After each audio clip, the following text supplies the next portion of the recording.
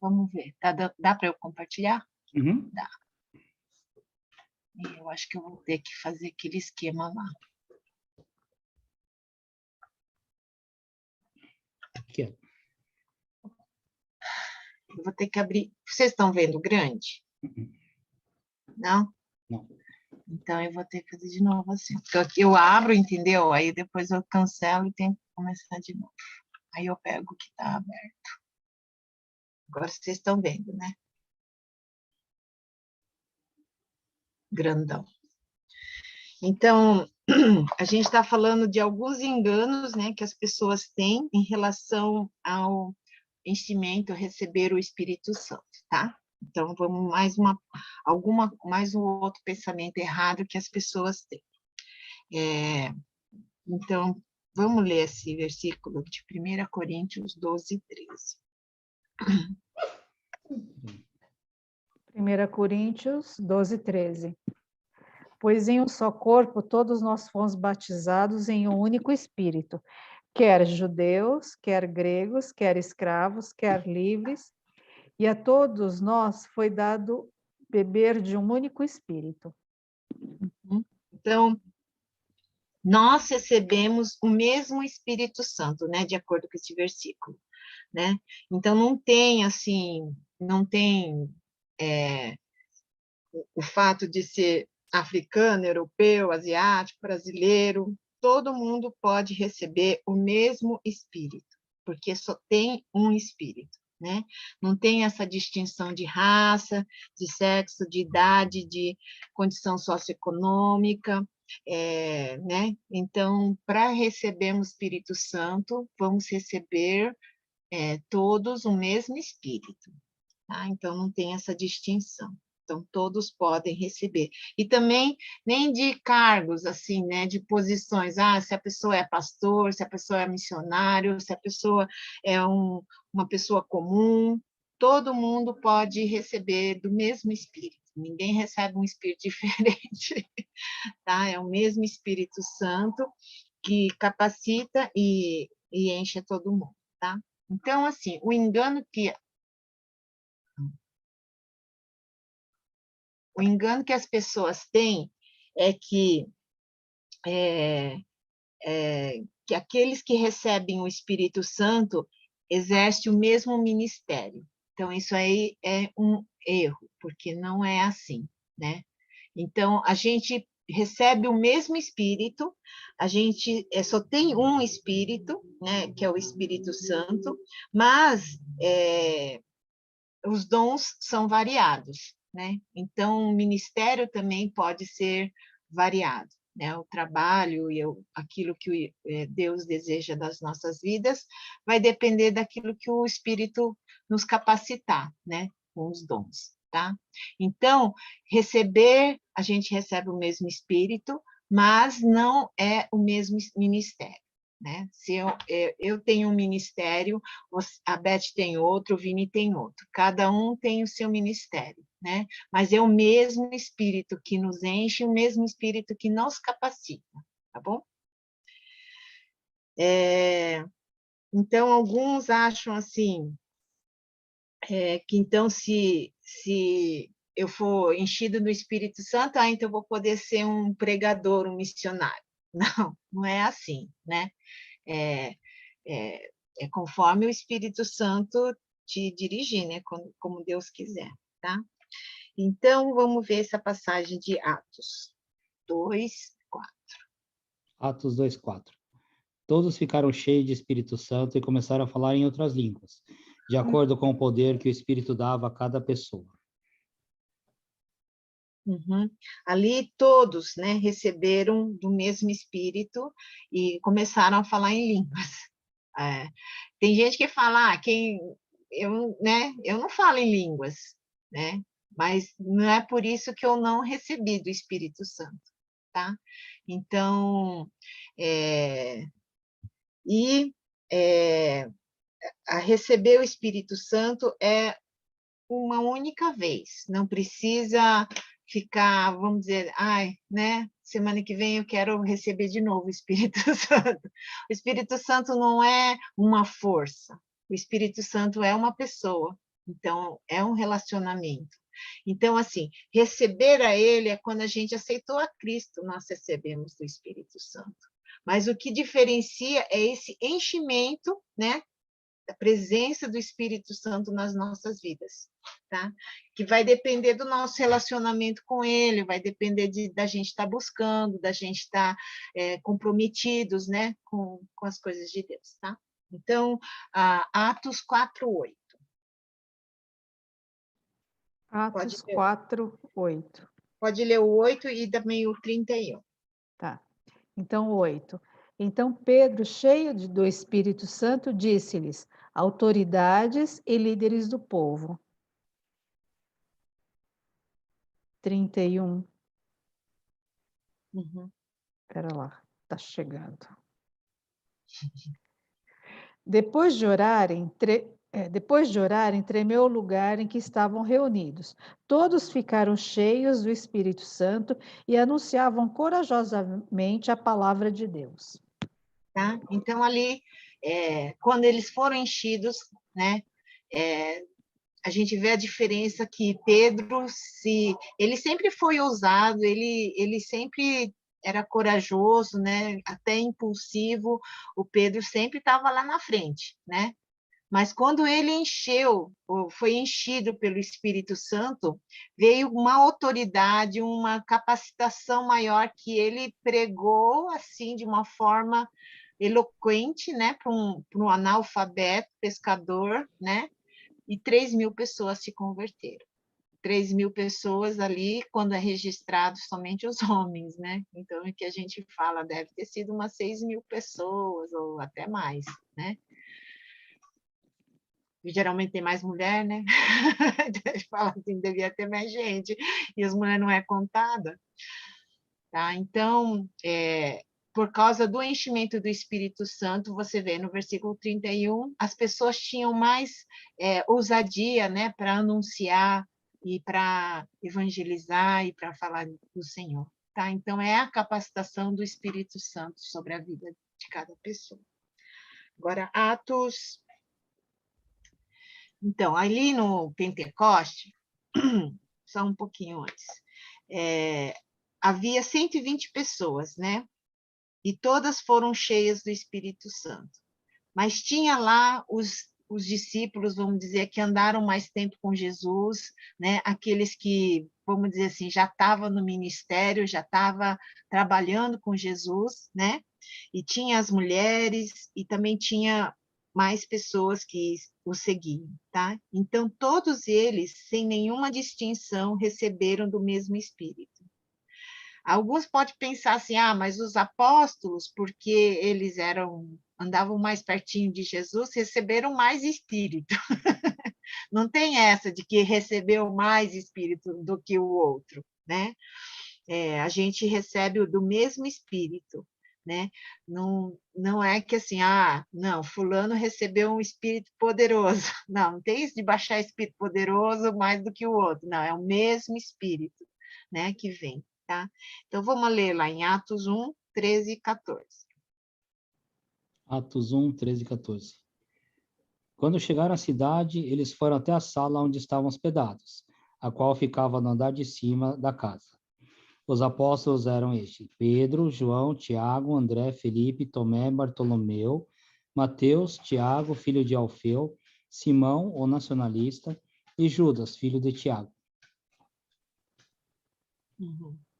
Eles sempre se reuniam todos juntos para orar com as mulheres, a mãe de Jesus e os irmãos dele. Tá? Então, ali, não só os apóstolos, mas as mulheres e mais outros seguidores, né? Porque haviam 120 pessoas que foram enchidas pelo Espírito Santo. Então, não teve uma distinção. Lembrando que naquela época era uma sociedade bem machista, né? As mulheres não tinham vez. Mas ali tinha as mulheres e elas também foram enchidas com o Espírito Santo. Tá? Então, todos receberam do mesmo Espírito. Mas alguns, vamos dizer assim, receberam dons variados. Né? 1 Coríntios, 1 Coríntios 12, 4. 1 Coríntios 12, 4. Há diferentes tipos de dons, mas o Espírito é o mesmo. Uhum. E 1 Coríntios 12, de 8 a 11. De 8 a 12. 8 a 11. De 8 a 11. Pelo Espírito, a um é dada a palavra da sabedoria, a outro, pelo mesmo Espírito, a palavra do conhecimento, a outro, fé, pelo mesmo Espírito, a outro, dons de curar, pelo único Espírito, a outro poder para operar milagres, a outro profecia, a outro discernimento de espíritos, a outro variedade de línguas e ainda a outro interpretação das línguas. Todas essas coisas, porém, são realizadas pelo mesmo e único Espírito, e ele as distribui individualmente a cada um, como quer. Então, é o mesmo Espírito, mas os ministérios são diferentes, tá? Então, aqui cai por terra esse pensamento que todos que receberam do Espírito vão ter o mesmo ministério, tá? Então, esse é um engano, porque os dons são diversos, e aqui tem Paulo cita, né, alguns desses dons, e alguns dos ministérios também, tá? Então, tem uma outra passagem que mais tarde a gente vai ler, que fala como que fala? Como se fosse os ministérios, né? Diferentes tipos de ministério. Tá. Nosso ministério é de acordo com o nosso ofício. Então, temos vários ministérios dentro da nossa igreja, né? Tem o pastor, tem o presbítero, o evangelista, o diácono. Quer dizer, na nossa igreja mesmo, a gente não fala muito nesse termo de diácono, né? Mas diácono é aquele que está servindo. Então, recepcionista, ele é um diácono, né? Aquele que está fazendo limpeza, aquele que está cozinhando, ele é um diácono, está servindo, né? Tá? Então, a gente não usa esse termo, mas existe dentro da igreja esse ministério, né? Esse serviço, tá?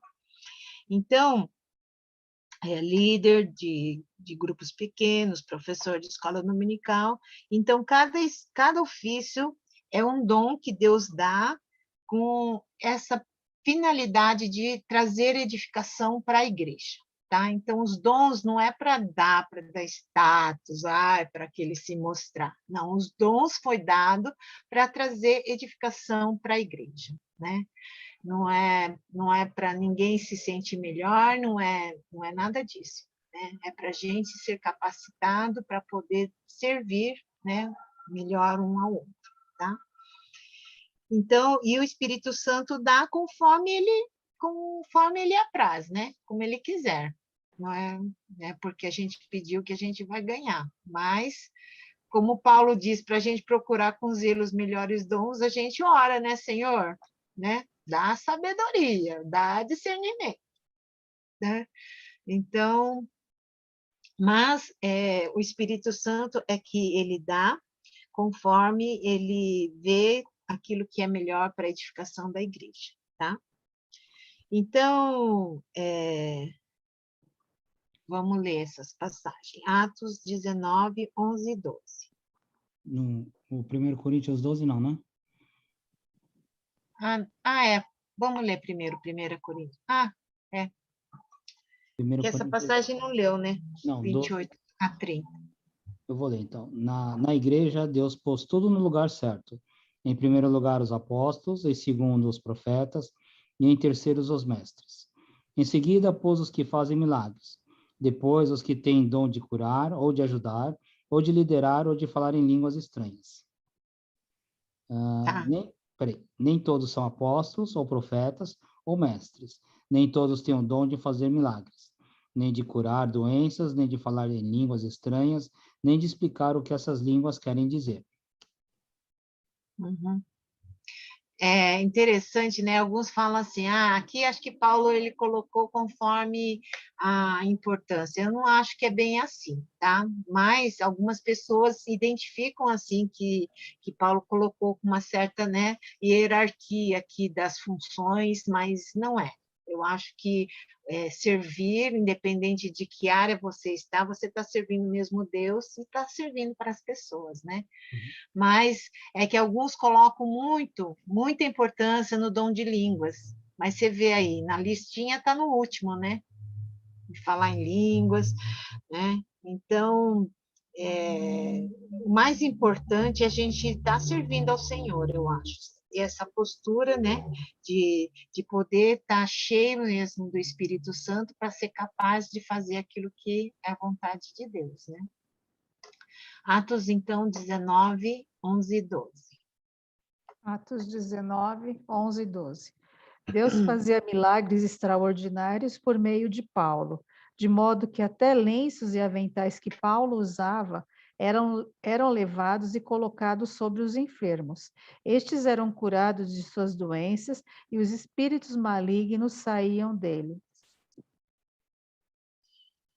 É. Agora, 18, 5. Atos 18, 5. Depois que Silas e Timóteo chegaram da província de Macedônia, Paulo começou a dar todo o seu tempo para anunciar a mensagem. Ele afirmava aos judeus que Jesus é o Messias. Uhum. E 13, 4. 13, 4. Enviados pelo Espírito Santo, desceram a Saleucia e dali navegaram até Chipre. Tá? Então, aqui dá para a gente ver diferentes coisas que aconteceram que foram conforme a direção do Espírito Santo. Né? Então, primeiro ali, talvez pessoas ficam maravilhadas porque só com lenço ali as pessoas eram curadas, né? Então a gente estava vendo os milagres acontecendo de pessoas sendo restauradas mas esse é uma das manifestações que o próprio Espírito Santo pode operar, né? Aí 18:5 fala dele estar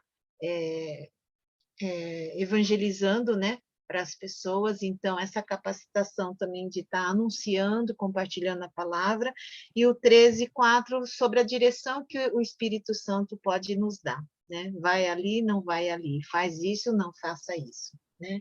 Então, ele nos conduz, ele nos capacita para fazer e ele nos mostra, né, as coisas que seria importante.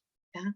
Agora, uma coisa interessante é a questão desse ofício em relação ao apostolado. Tá?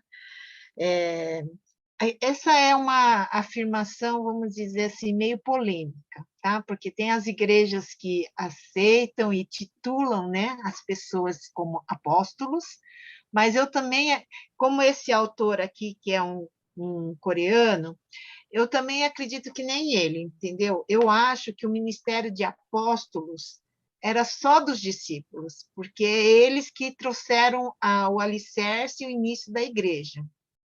Tá? Que é os fundamentos, né? Eram eles que receberam essa revelação porque eles andaram junto com Deus, né? Com Jesus, então eles puderam escrever as escrituras, tá? Então eles que, vamos dizer, estabeleceu os fundamentos da fé porque eles caminharam de pertinho com Jesus, né?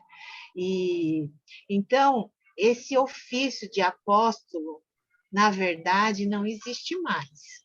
Mas as pessoas querem ter, né? Então, depois de uns graus assim dos pastorados, alguns já estão chamando de apóstolo. Esse é o apóstolo fulano, né? Né? Mas aí eu acho que é uma interpretação, tá? Mas eu acredito assim, o ser humano tem essa necessidade, né? De ter se destacar, de ter títulos, né, de ser reconhecido, mas eu acho que no reino de Deus nós somos todos iguais. Então, todos temos a mesma importância, todos recebemos o mesmo amor, né, a mesma salvação. Então, é, é, eu não acredito que a gente tenha essa nomenclatura. Deveria ter, né? Eu não acho que deveria ter essa nomenclatura, porque os apóstolos são só os discípulos que andaram com Jesus, né? Mas vamos ver lá, tá? E aí ele fala aqui, o autor ele fala que não existe mais, então, assim, era com eles que havia essa operação de milagres, esses sinais apostólicos, né, que revelam que é o quê? Aqueles que são os alicerces da igreja, tá? Então, vamos ver lá as passagens de Efésios 2:20. Efésios 2:20. Vocês são como edifício e estão construídos sobre o alicerce que os apóstolos e profetas colocaram. E a pedra fundamental desse edifício é o próprio Cristo Jesus.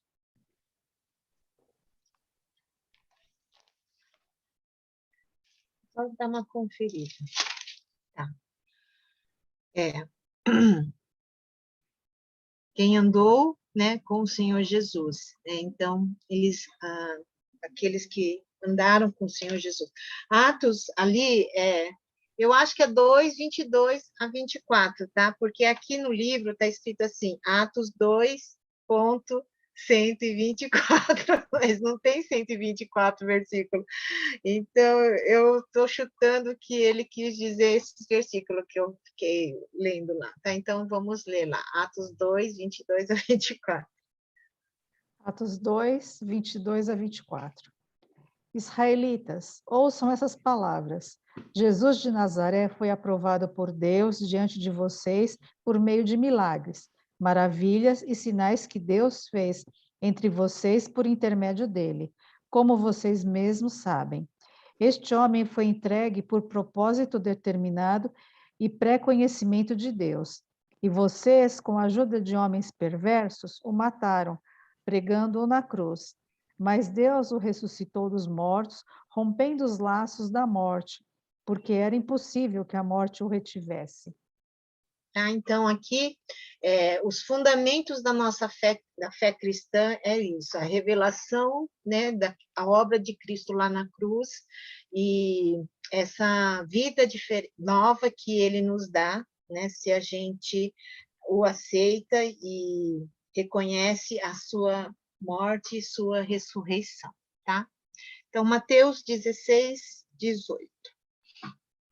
Portanto, eu lhe digo, você é Pedro, e sobre essa pedra construirei minha igreja, e nem a morte poderá vencê-la. Tá? Então, na verdade, ali, quando Jesus fala lá de Pedro, alguns ficam pensando, né? Mas ele, na verdade, não é ele, né? Então, tem muitos, que nem os católicos falam, que Pedro foi o primeiro papa, né? Pedro foi um dos discípulos de Jesus. Quando Jesus fala que sobre Pedro eu vou edificar a minha igreja, na verdade é sobre a declaração de Pedro, que ele fala de Jesus, né? Que Jesus é o Cristo, tá?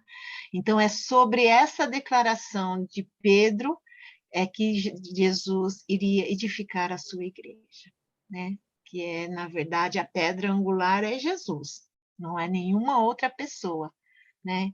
Então, alguns ainda tentam elevar, né, vamos dizer assim. Pedro foi um grande homem, foi um servo de Deus, Deus o usou grandemente para que ele, né, testemunhasse, mas ele não é a pessoa mais importante, vamos dizer assim. Jesus é o mais importante, né?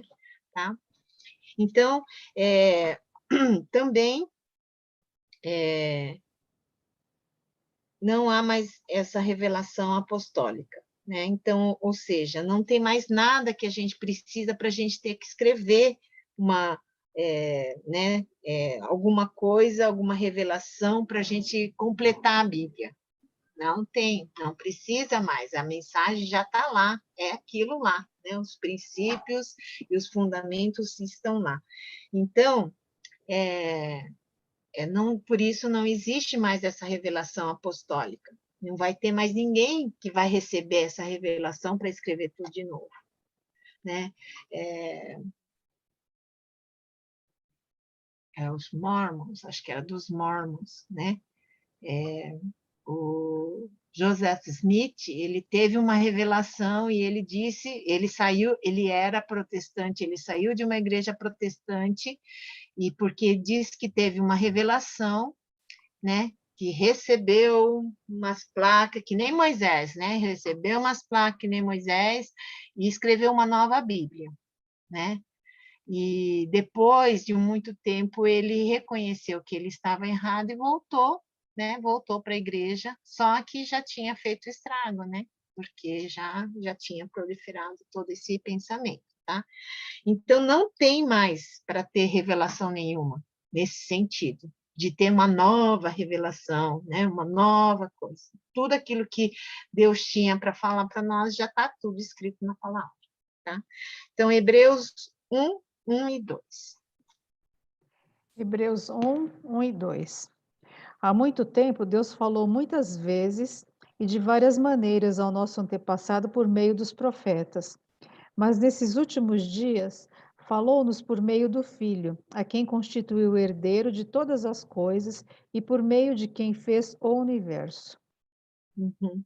Então, antes de Jesus vir, Deus foi se revelando, né? A cada período com seus profetas, então Deus se manifestava e trazia revelação, e traziam profecias, e traziam palavras de direção sobre a vinda de Jesus, né? Então, o autor de Hebreus, ele fala-nos muito claro, agora não vai ter mais. Agora, porque o único que precisava vir para se revelar era Jesus, e ele veio e se revelou, né? E Deus fala agora através do seu Filho. Né? Então, por isso que esse ofício de apóstolo não existe mais, mas alguns ainda estão fazendo ter, né? Algumas igrejas, tá? Então, mas eu também acredito que os apóstolos somente são os discípulos que andaram com Jesus, tá? Não há mais milagres apostólicos. Alguns ainda afirmam que se a gente está cheio do mesmo Espírito, então vamos realizar os mesmos milagres apostólicos de antigamente, né? Mesmo que a gente consiga ser um instrumento para trazer cura, né, de doenças incuráveis, não é a mesma que eles realizaram na época né, de Jesus, tá? Talvez alguns conseguiram até ressuscitar, né? Orando por algumas pessoas.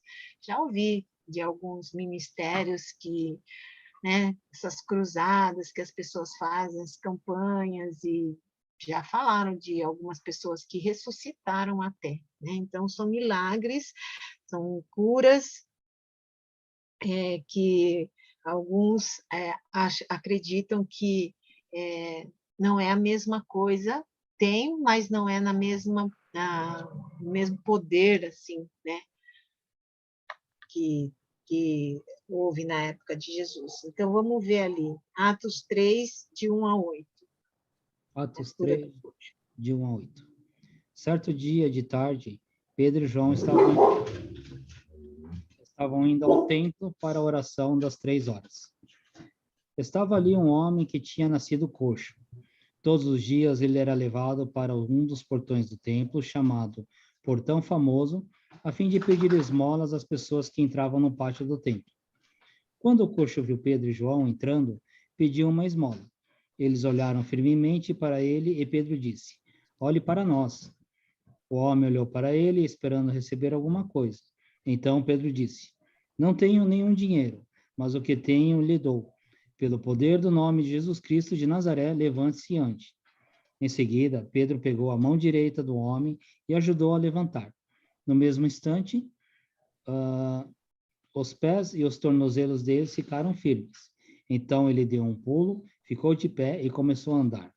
Depois entrou no pátio do templo, com eles andando e pulando, agradecendo a Deus. Uhum. Então, aqui houve a cura, né, desse coxo, e a gente vê, né, ele só falou, né? Levanta e anda.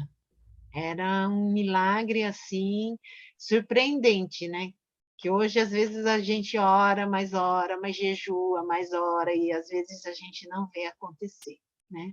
E às vezes a pessoa até morre, né? A gente orando pela cura das pessoas e nem sempre acontece, tá? Atos 9, 32 a 35. Atos 9, 32 a 35. Acho que não pode ir até o 40 aqui. Pode ser. Tá, então eu vou. Viajando por toda parte, Pedro foi visitar os santos que viviam em Lida. Ali encontrou um paralítico chamado Enéas, que estava acamado fazia 8 anos. Disse-lhe Pedro: Enéas, Jesus Cristo vai curá-lo. Levante-se e arrume a sua cama. Ele se levantou imediatamente. Todos os que viviam em Lida e Sorona ouviram e se converteram ao Senhor. Em Jope havia uma discípula chamada Tábita, que em grego é Dorcas, e que se dedicava a praticar boas obras e dar esmolas. Naqueles dias ela ficou doente e morreu, e o seu corpo foi lavado e colocado num quarto do andar superior. Lida fica perto de Jope, e quando os discípulos ouviram falar de Pedro, estava em Lida, mandaram-nos os 2 homens dizer-lhe: não demorem em vir até nós. Pedro foi com eles e, quando chegou, foi levado para o quarto do andar superior, Todas as viúvas o rodearam, chorando, mostrando-lhes os vestidos e outras roupas de Dorcas que tinha feito quando estava com elas. Pedro mandou que todos saíssem do quarto. Depois ajoelhou-se e orou. Voltando para a mulher morta, disse: Tábita, levanta-te, levante-se. Ela abriu os olhos e, vendo Pedro, sentou-se.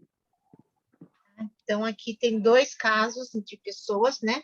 Um que tinha o Enéas, que sofria de paralisia, então ele fez essa declaração que Jesus curava, então ele falou para eles levantarem e ele começou a andar, né? E aqui foi uma ressurreição, né? Logo depois, com a Dorcas, né? Que chamava Tabita. Então ele orou e ela ressuscitou, né?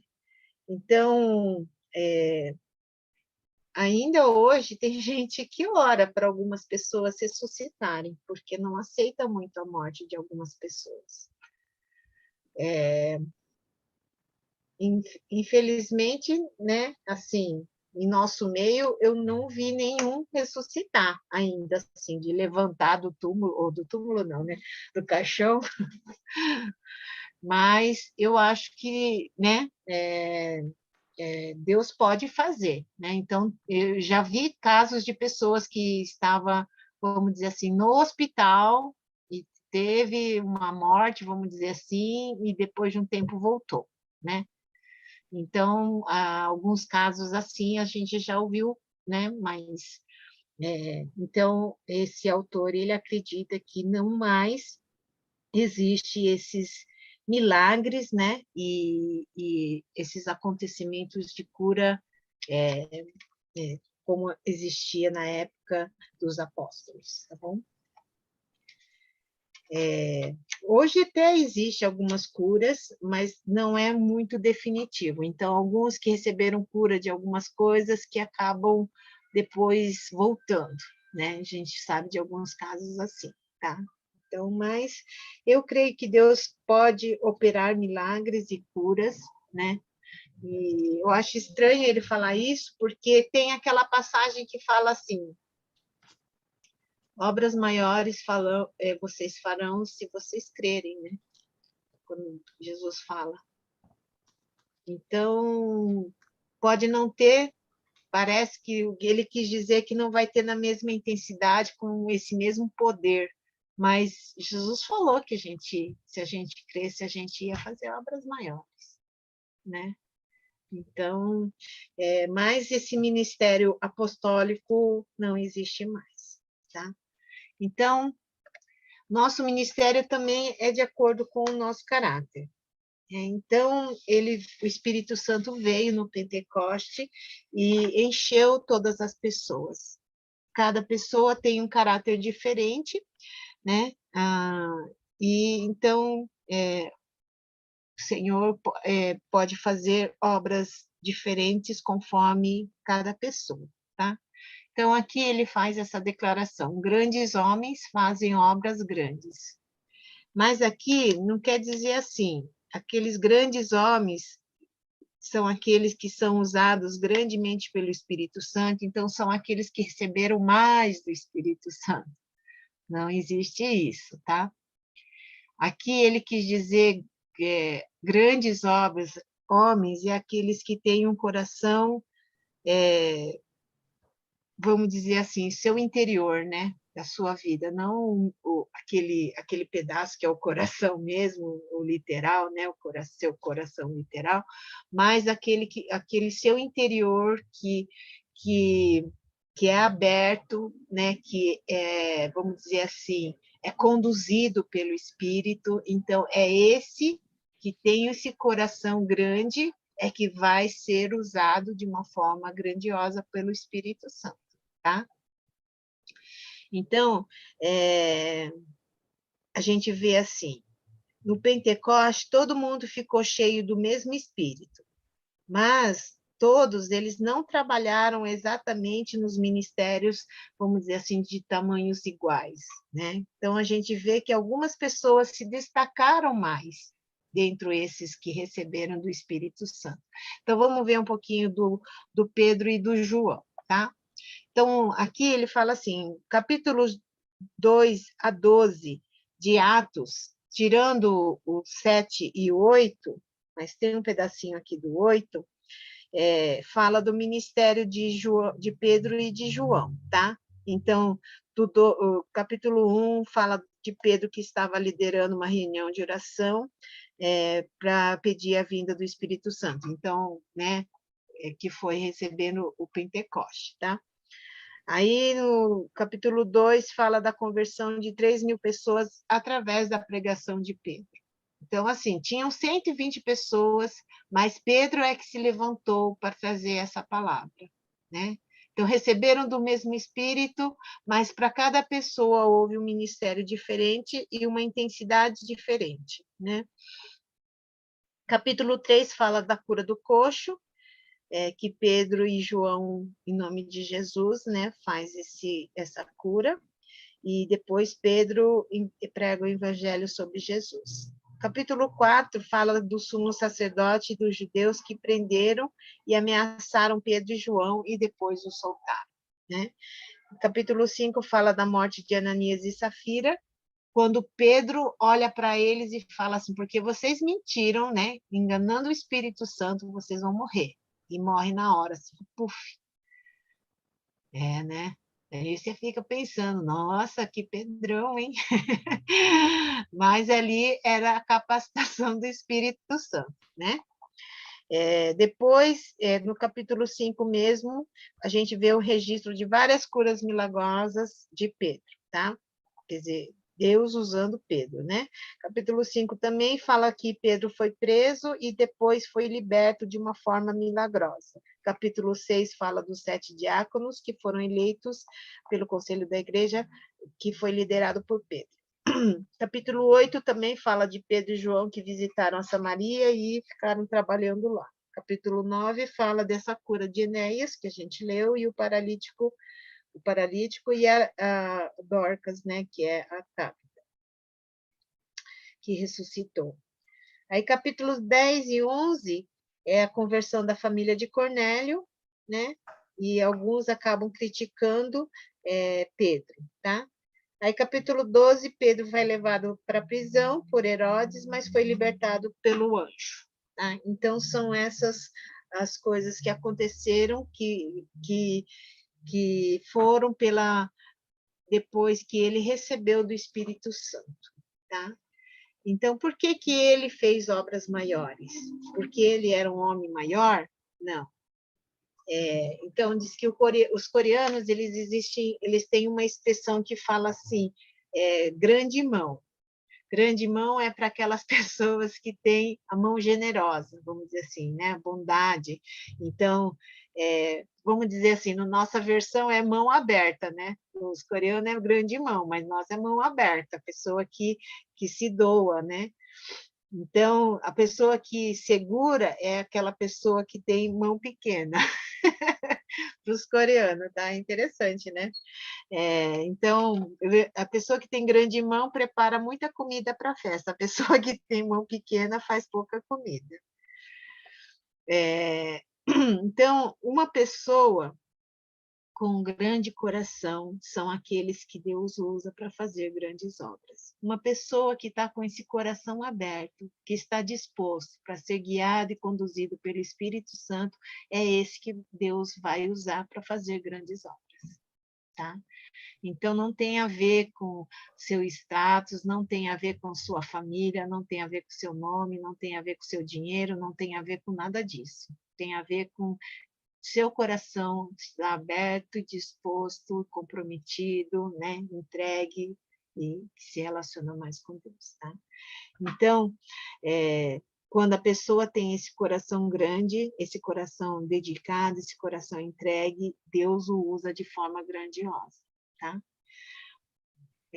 Aqui ele fala assim, Deus pode te dar um coração maior. Aí essa passagem é aquela passagem de Salomão, né? Que quando Deus pergunta se ele quer, que ele daria até, né, várias coisas assim, e Salomão fala, eu só quero sabedoria, né, e conhecimento. E por causa disso Deus se agradou, né? Se agradou desse pedido de Salomão, e além disso Deus deu um monte de coisa a mais para Salomão, né? Então Deus pode nos dar um coração maior e disposto para fazer obras grandiosas, né? Então, se você tiver esse coração grande, Deus vai te usar para fazer grandes obras. Deus usa o intelecto, a emoção e a volição das pessoas. Então, as personalidades das pessoas são diferentes, mas Deus usa conforme a personalidade da pessoa, né? Conforme o seu intelecto, conforme as suas emoções, conforme a sua vontade, né? Então, Deus, ele usa. Pedro, então, exemplo de Pedro, né? Pedro era uma pessoa corajosa, impulsiva, entusiasmada. Durante 3 anos do seu ministério terreno com Jesus, como discípulo, ele sempre assumia essa posição de liderança. Tá? Então, se a gente olhar todas aquelas passagens de Mateus, os evangelhos, a gente vai ver como Pedro se destacava com essa, né, liderança. Tá? E depois do Pentecoste, então, que ele foi enchido com o Espírito Santo, ele assumiu muito mais, né? Essa liderança, teve muito mais ousadia e capacitação do Espírito Santo, né? O Espírito Santo capacitou Pedro, que era analfabeto, para escrever 2 epístolas, né? Porque ele era uma pessoa corajosa, impulsiva e entusiasmada, né? Então, ele escreveu essas 2 cartas porque as pessoas estavam sofrendo uma grande perseguição, né? Então, os judeus tradicionais, eles não estavam muito aceitando, né, vamos dizer, os crentes, e os gentios também estavam, que não criam, e estavam perseguindo com muita maldade e calúnia, né? Então, Pedro foi usado para trazer consolo, força para as pessoas aguentarem, permanecerem firmes na sua fé, tá? Trazendo esperança para eles. E o João? João já foi usado de forma diferente, ele estava lá no mesmo lugar, recebeu do mesmo Espírito, mas como ele era uma pessoa emotiva, a gente pode ver a diferença no relacionamento que ele tinha com Jesus, né? Pedro era assim, atiradão, mas o João era aquele lá que ficava grudadinho com Jesus, né? Colocava a cabecinha no peito de Jesus, né? E aí, se você olha aquilo que ele escreveu, ele era uma pessoa que que falava muito desse amor, né? E falava que ele era o discípulo amado. Então, ele era muito ligado nessa coisa assim, porque ele era mais emotivo, né? E aí o João, se você lê os livros, né, o Evangelho e as cartas, ele usou mais a palavra amor nos livros deles do que qualquer outro livro da Bíblia usou, tá? Então, se você ler o livro de João, ele usou 52 vezes no Evangelho de João. Na primeira carta de João, ele usou 45 vezes a palavra amor, e isso porque só tem 105 versículos. Ele usou 45 vezes a palavra amor. Na carta de João, ele usou, na segunda carta, ele usou 4 vezes a palavra amor, sendo que só tem 13 versículos. E na terceira carta, ele usou 5 vezes a palavra amor, tendo 15 versículos apenas, né? Então, o Espírito Santo veio, né, e encheu a vida de João e usou de uma forma diferente que ele usou a Pedro, tá? Então, ele era assim mais sensível, né, mais ligado, mais amoroso com as pessoas. Deus pode usar pessoas diferentes, de formas diferentes, né, conforme suas características, tá? Então, ele conta a história de Lutero, né? Martinho Lutero, ele foi a pessoa que iniciou as reformas protestantes, e ele, né, como todos sabem, ele foi um padre, mas ele não aceitava que as pessoas fizessem aquelas indulgências, né, a venda das indulgências. Ele não acreditava nisso, porque ele acreditava que a graça foi dada, né, através de Jesus Cristo, e ninguém mais precisava pagar por isso, né, para receber a salvação, tá? E aí ele escreveu aquelas 95 teses, né, falando, e então ele primeiro assim, quando ele tinha 20 anos, ele teve uma experiência bem terrível que mudou a sua vida. Um raio caiu perto da onde ele estava e derrubou uma árvore. Então, ele ficou com medo, aterrorizado, e gritou: Senhor, ajuda-me. Se o Senhor me ajudar, eu me tornarei um monge. Então, ele caiu no chão tremendo e fez esse juramento para Deus, e ele acabou entrando no convento. E no convento ele encontrou a salvação, e ele era muito fervoroso e esforçado, né? Ele foi reconhecido depois de 1 ano e foi ordenado como monge no dia 3 de abril de 1507. Ele orava 7 vezes ao dia e se dedicava à vida de oração, meditação e estudo da palavra. Então, ele se submetia com frequência à confissão de pecados e autoflagelação, tá? Então, ele tinha muito temor pelo julgamento de Deus. Ele achava que ele não era justo o suficiente para Deus, e mesmo tendo essa vida, vamos dizer, rígida, né, certa dentro do convento.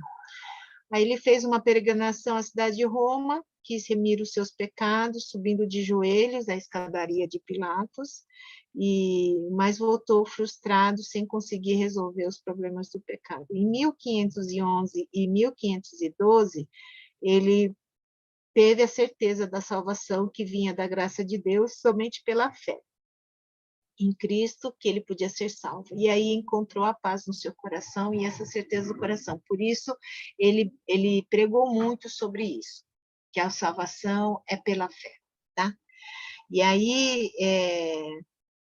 em 1515, o Papa Leão X permitiu essa venda das indulgências, e aí ele começou a pregar, né, que as indulgências não salvavam ninguém, tá? Então, ele escreveu as 95 teses, e aí ele batalhou, né? Então, em 1518, dia 26 de abril, houve o concílio, né, de 1518, e Lutero, ele foi expor essas ideias contra as indulgências, tá? Então, ele teve essas discussões, tudo, e começou esse movimento da Reforma Protestante no dia 31 de outubro de 1000 e... Vou tentar resumir aqui. 1517,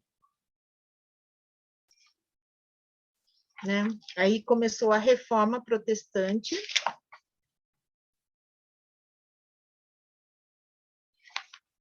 e teve essa luta, né? Então, para trazer, e aí ele saiu, e ele depois ele traduziu a Bíblia em alemão e lutou pela reforma religiosa até dia 17 de janeiro de 1546.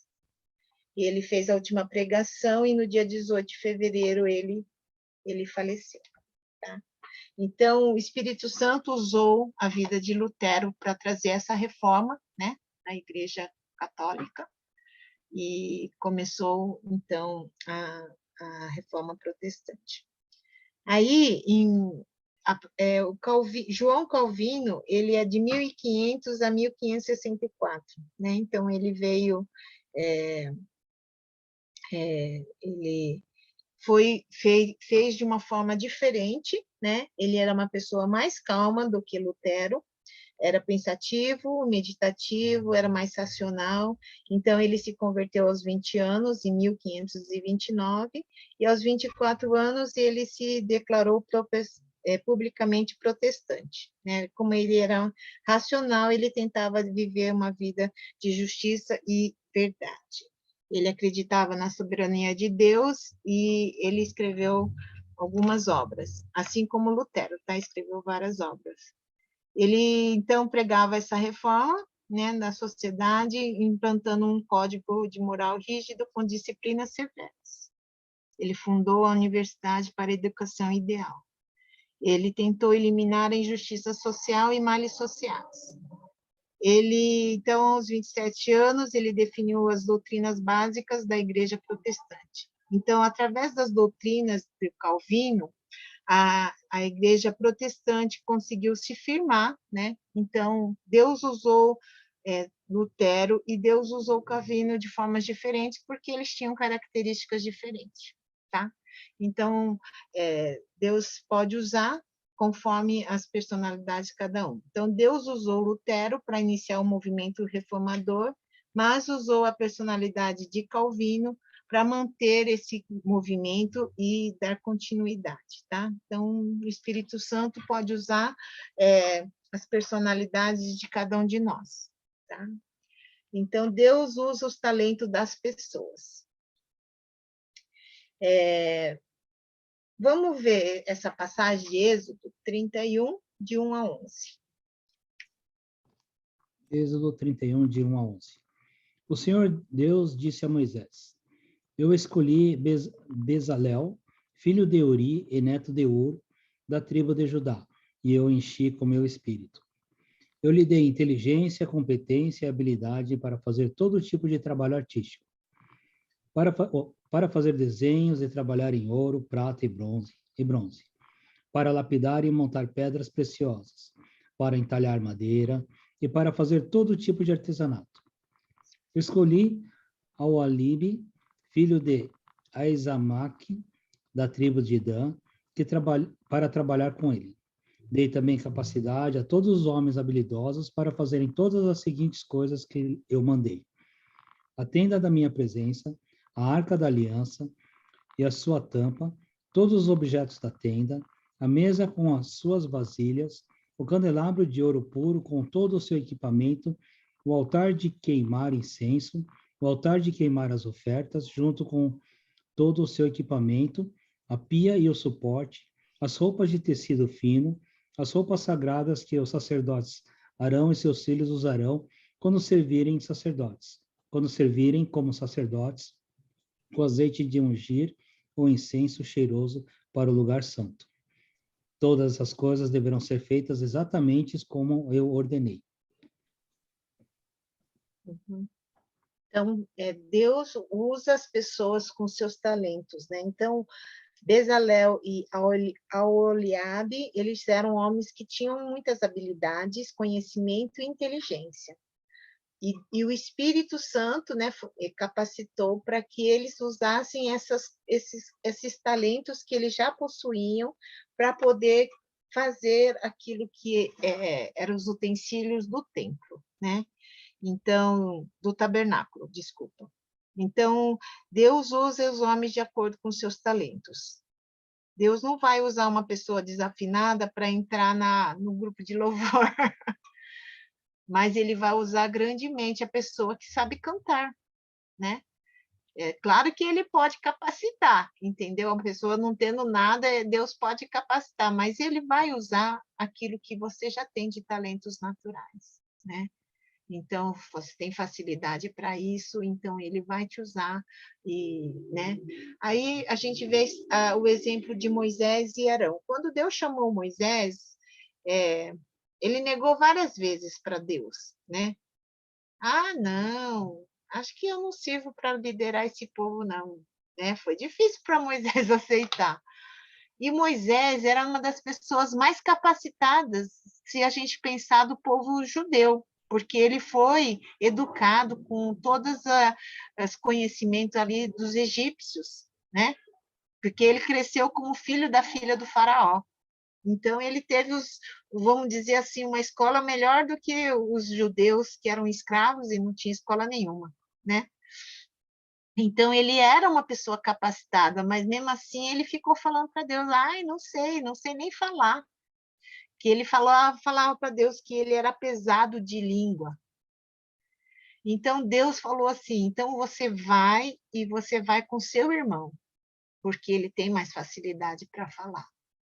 Então, a gente vê aqui que Deus usou os talentos de cada um, né?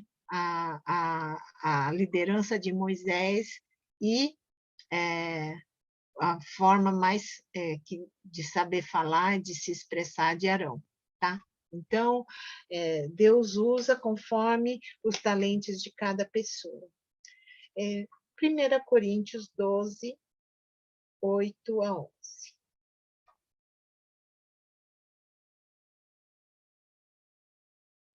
1 Coríntios 12, 8 a 11. Pelo Espírito, a um é dada a palavra da sabedoria, a outro, pelo mesmo Espírito, a palavra do conhecimento, a outro, fé, e pelo mesmo Espírito, a outro, dons de curar, pelo único Espírito. A outro, poder de operar milagres, a outro, profecia, a outro, discernimento de espíritos, a outro, variedade de línguas e ainda a outro, interpretação de línguas. Não tenho do 11. Todas essas coisas, porém, são realizadas pelo mesmo e único Espírito, e ele as distribui individualmente a cada um como quer. Então, nós podemos trabalhar e servir a Deus conforme os dons que Deus nos deu, né, através do seu Espírito. Tá? 1 Coríntios 12, agora, do versículo 28 até 30, ele fala uma outra lista de dons. 1 Coríntios 12, 28 a 30. Na igreja, Deus pôs tudo no lugar certo. Em primeiro lugar, os apóstolos, em segundo, os profetas, e em terceiro, os mestres. Em seguida, pôs os que fazem milagres, depois os que têm dom de curar, ou de ajudar, ou de liderar, ou de falar línguas estranhas. Nem todos são apóstolos, ou profetas, ou mestres. Nem todos têm o dom de fazer milagres, nem de curar doenças, nem de falar em línguas estranhas, nem de explicar o que essas línguas querem dizer.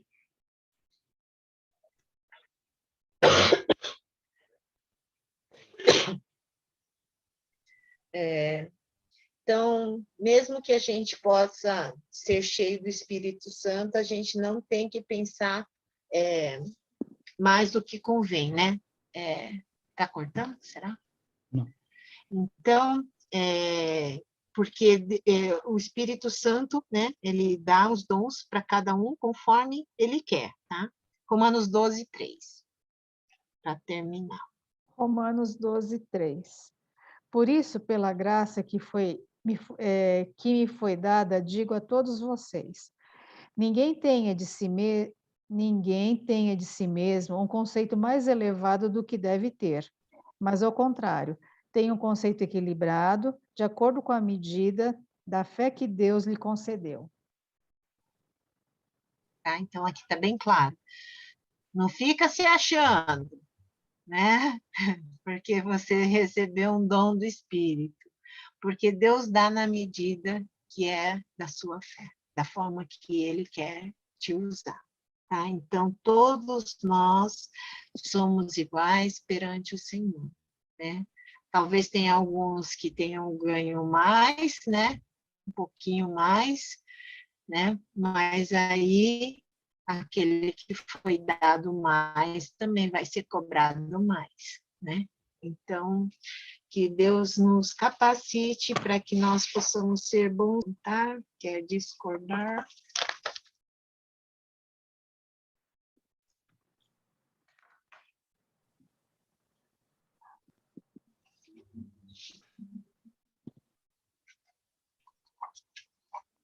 Alguma coisa vocês ouviram esse assunto? Não.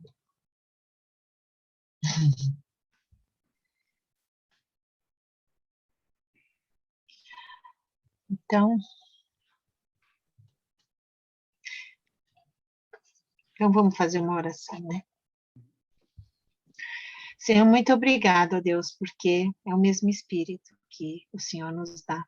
É o mesmo Espírito que nos capacita, é o mesmo Espírito que nos direciona naquilo que o Senhor deseja que a gente faça.